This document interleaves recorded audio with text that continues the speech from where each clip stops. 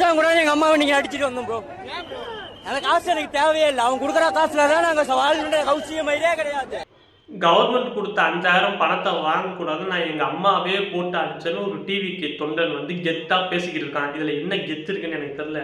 எனக்கு சத்தியமா புரியல. இங்க எந்த வகையில ஒரு நடிகன் வந்து பெத்த தாயோட இவங்களுக்கு முக்கியமான அந்த நடிகன் இவங்களுக்கு சாப்பாடு போட்டானா, வளர்த்தானா, படிக்க வச்சானா, ஒண்ணுமே கிடையாது.